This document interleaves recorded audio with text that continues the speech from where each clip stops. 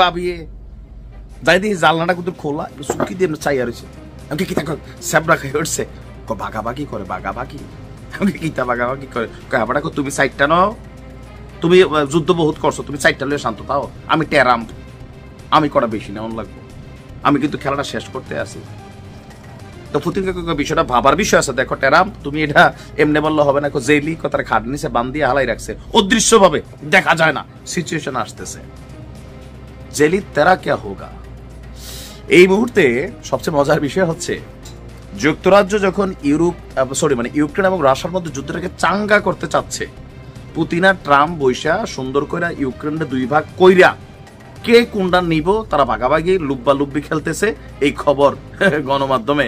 আর Zelensky বলতেছে সেটা কোনোভাবেই নাকি মেনে নিতে পারে না। কাকু কয় তোর মানামানিতে আসে কি যায়, প্রেসিডেন্ট পদই থাকবে না। তো চলুন দেখি কিভাবে ভাগাভাগি হচ্ছে, ইউক্রেনকে দ্বিখণ্ডিত করার পরিকল্পনা করছে ট্রাম্প।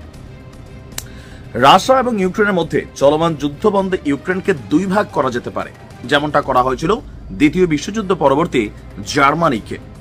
এমনটাই পরামর্শ দিয়েছেন ইউক্রেন রাশিয়ার জন্য মার্কিন প্রেসিডেন্ট ডোনাল্ড ট্রাম্পের মনোনীত বিশেষ দূত জেনারেল অবসরপ্রাপ্ত কিথ ক্যালগ।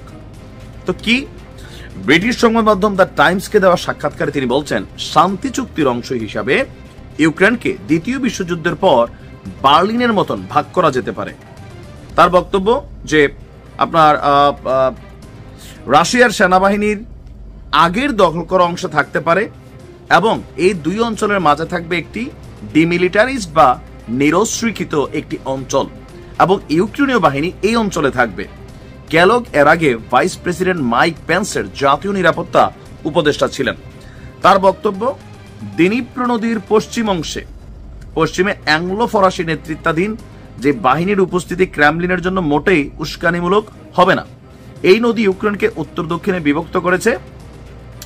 আর এখানে আমরা যদি দেখি আর কি কি আছে লম্বা চূড়া ভাগাভাগি, আমি আরেকটা দিচ্ছি যে কোন চারটা অঞ্চল আপনাদের মানে পুতিন কাকুর সাথে আলাপ আলোচনা চলছে, চারটি অঞ্চল। আচ্ছা, এটা আপনার আন্তর্জাতিক গণমাধ্যম প্লাস আমাদের দেশের গণমাধ্যম করছে।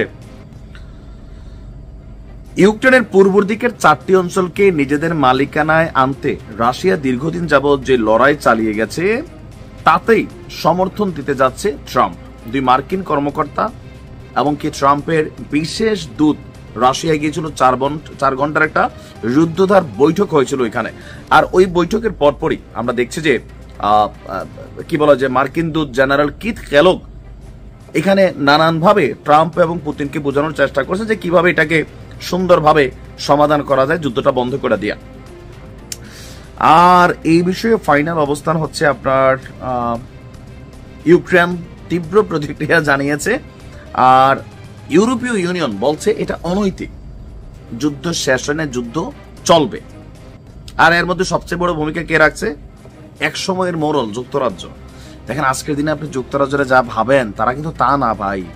এই যে ফিলিস্তিন ইস্যু, ইসরায়েল ইস্যুর মূল সমস্যা হচ্ছে যুক্তরাজ্যের হাতে তৈরি। ভারত পাকিস্তানকে দ্বিখণ্ডিত করা যুক্তরাজ্যের হাতে তৈরি। এর মানচিত্রে হেরে ঢুকাই দেওয়া, আজীবনের জন্য লাগাই রাখা, এটা যুক্তরাজ্যের সেই ব্রিটিশরা এগুলা তৈরি করে দিয়া দেশে দেশে যুগে যুগে লড়াই রেখে গেছে। এখন তারা আবার ইউক্রেনকে রাশিয়ার সাথে লম্বা সময় লাগাই রাখতে চায়। বাট পুতিন বুঝের মানুষ, সম্ভবত ট্রাম্প এবং পুতিনের সমন্বয় করার জন্য ট্রাম্পের যে দূত আছেন, এই আলোচনা ফলপ্রসূ হতে যাচ্ছে। ইউক্রেন দুই ভাগ হবে, এক ভাগ পুতিন কাকু 4টা অঞ্চল নিয়ে, আর বাকিটা ইউক্রেনের আন্ডারে থাকবে, যেখান থেকে আবার ট্রাম্প পয়সা খনিজ পদার্থগুলোকে উত্তোলন করে নিয়ে যাবে। রাশিয়া আসছিল 2টা এলাকার জন্য, এখন মোটামুটি 2-2 4 পাইছে। এখন দেখা যাক যুদ্ধ আসলে কখন বন্ধ হয়, বাট দিন শেষে পুতিনেরই বিজয় হবে রাশিয়ার, এখানে অন্য কিছু হবে না। ট্রাম্প যেভাবে পুতিনের পক্ষে সাপোর্ট দিচ্ছে। ভালো থাকুন।